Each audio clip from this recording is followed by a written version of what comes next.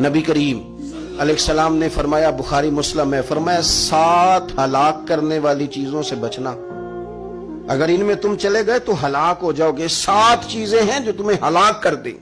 یا رسول اللہ صلی اللہ علیہ وسلم وہ کون کون سی؟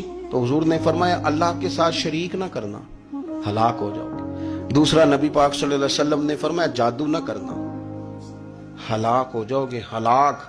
اور یار جسے حضور فرما رہے ہیں ہلاک ہو جائے گا، وہ بچے گا؟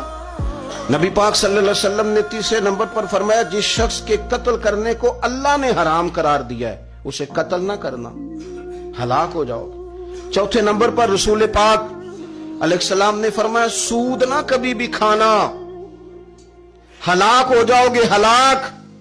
بڑی بڑی دلیلیں دی بینک والوں نے، بڑا سمجھایا تو آدھی صاحب مان گئے، محترم مان گئے، کہنے لگے نہیں جی نہیں، وہ کاروبار میں لگاتے ہیں۔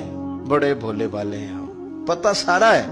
اور دیکھو سب کاموں کے باوجود مستقل بینکوں میں پیسے اس اکاؤنٹ میں رکھے ہوئے ہیں جہاں سے مستقل سود آتا ہے۔ حضور نے فرمایا نہ کرنا یہ کام۔ تو کہتا ہے میں سود پہ پیسے لے کے کاروبار چمکاؤں گا، تیرے نبی پاک نے تو فرمایا تو ہلاک ہو جائے گا۔ تو کہتا ہے میں میل لگاؤں گا، حضور نے تو فرمایا ہلاکت ہے۔ تو کہتا ہے میں بڑا کچھ کر جاؤں گا تو ہلاکت ہے۔ اچھی طرح سمجھ لیں، اصل مال بھی ضائع ہو جاتا ہے اس بندے کا جو سود کا مال ملا لیتا ہے، اصل برکت بھی اڑ جاتی۔ اور میرے نبی پاک صلی اللہ علیہ وسلم نے 5ویں نمبر پہ فرمایا یتیم کا مال نہ کھانا، ہلاک ہو جاؤ گے۔ اور پھر 6 نمبر پر نبی پاک علیہ السلام نے فرمایا کفر سے جہاد ہو رہا ہو تو کبھی پیٹ پھیر کے بھاگنا نہ، ہلاک ہو جاؤ گے۔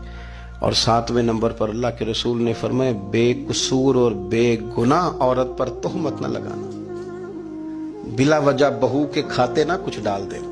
یہ 7 وہ چیزیں ہیں جو ہلاک